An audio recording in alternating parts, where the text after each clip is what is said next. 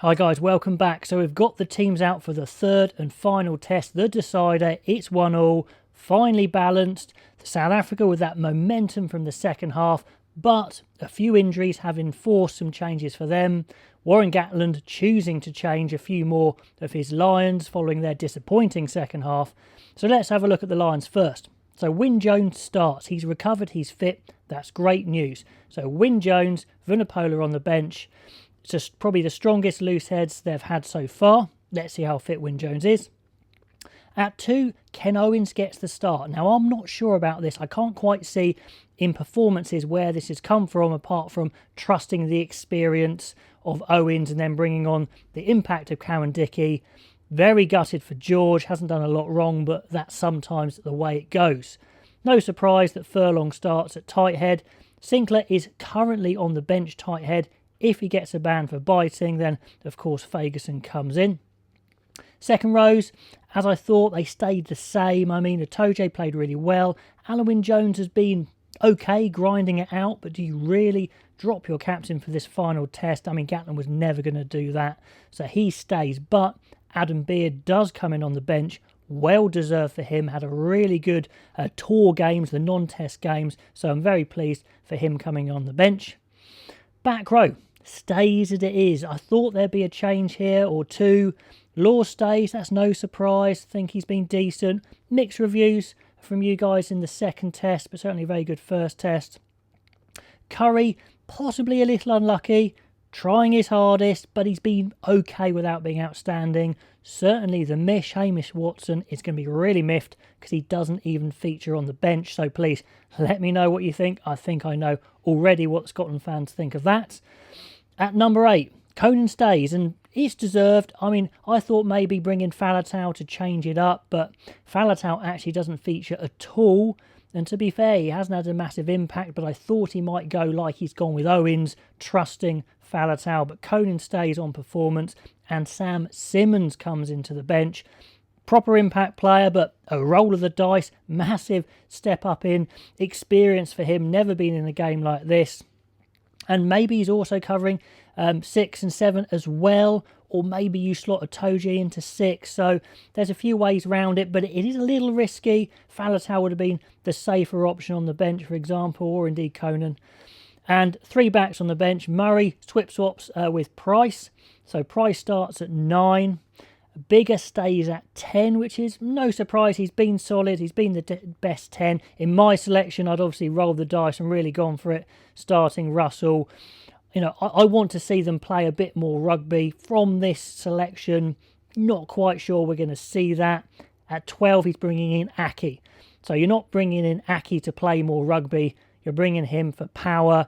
Let's see what he can do. Can he make a dent in the South Africans? That's 50-50. But I'm glad they haven't gone for Farrell and extra kicking, because I just couldn't take even more kicking, even though I think we're going to see an awful lot. But the power of Aki comes in. Henshaw moves to 13, which is tough on Harris, but Aki and Henshaw are a known pair, so that kind of makes sense. Okay, into the back 3. Now, big surprise here. Van der Merwe keeps his place. I thought they would all go. Most of them have gone, but Van der Merwe keeps his place after, to be honest, a bit of a shocker. Not great under the high ball, a number of errors, overhyped. I was hoping for Louis Rees-Zammit coming in, but clearly he's not going to be trusted in this situation with his age. Could you say fair enough? Well, maybe, but Van der Merwe isn't exactly experienced, but he'll be very motivated to come back better, Van der Merwe, so that's a bold call. Maybe foolish, let me know what you think. And then we have Adams, finally comes in on the other wing. The player of the non-test matches probably. Had the birth of his first child. He comes back in, really hope he has a great game. I think he deserves it. And at 15, Williams does come in for Hogg. High ball, pure and simple. He needs to rule that area. That's what he's in for. Maybe not quite the attack that Hogg has, but that's not the sort of games we are getting. So he needs to deliver, a bit of pressure on him. But again, Van der Merwe a little fortunate there.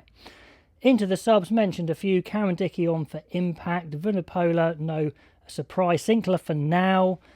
Beard, well done to him. Simmons, the impact back rower. Russell comes in as the replacement 10. now is his time. I'm really looking forward to see him.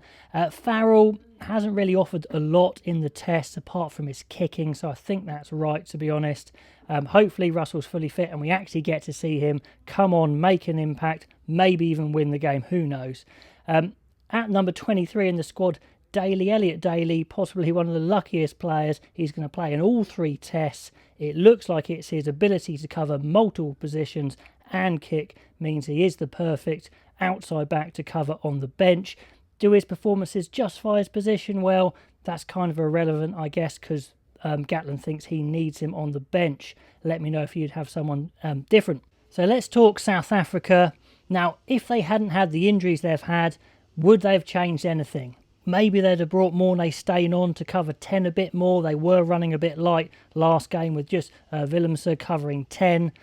But anyway, big injuries to Pieter-Steph du Toit and Faf de Klerk. That's the news.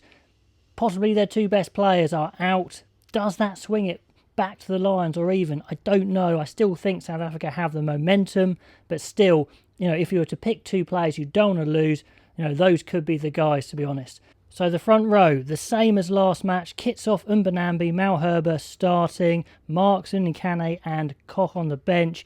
Uninkane very unlucky not to start. He was unbelievable in the last match. Second row is where we see the change with Diaga coming in to partner Etzebeth. Because Pieter-Steph du Toit is out, Mostert moves to 7, which is their blind side. So no loss in physicality, no loss in the line-out options, but you do lose Pieter-Steph du Toit's brilliance around the pitch, his handling, his athletic ability. So slightly weaker, but not less physical. The captain, obviously, number 6. Jasper Wiese stays at 8. He had an okay game. He made some mistakes. He'll be wanting a better game. The big news really there at number 8 is with Wiese starting, Smith on the bench, it means Dwayne Vermeulen doesn't feature, clearly isn't fit enough. If he was at least slightly fit, surely would have seen him on the bench. So that's another blow. So 3 kind of big selection blows for South Africa, which they couldn't do anything about. At number 9, so the second enforced change, de Klerk is out, who, is just phenomenal. And they haven't promoted Herschel Yantis to the starting team. Bit of a slap in the face to him to say, we don't trust you to start. Let's bring Reinach straight in. Older guy, more experienced. Now, I love Cobus Reinach, but is he going to be a bit wasted if he just kicks the ball? That's not really his style. So let's see if he actually makes his breaks. I hope so, from a South African perspective, not from a Lions perspective. Anyway, great for him to get a match. Pollard obviously at 10, and the rest of the backs as is. They've been performing very well. No reason to change them at all. And then on the bench, Van Staden, Smith, and we get the 3 backs this time. Herschel Yantis, Mornay Steyn coming in, which makes a bit more sense, especially the way they're playing with all their kicking, their high balls. To have someone like Steyn to come on if Pollard gets injured is, a lot safer. And then Willemse can just come into the centres or the back 3. Now we know, as we've discussed in the preview shows, this isn't the best Lions squad ever assembled, but they've definitely got it in them to win, but they need their best performance of the series. South Africa, with those injuries, slightly weaker. Do they have a chance? Yes. Do I think South Africa have the edge? Yes. What do you guys think? What changes would you make to these teams? And I will catch you next time.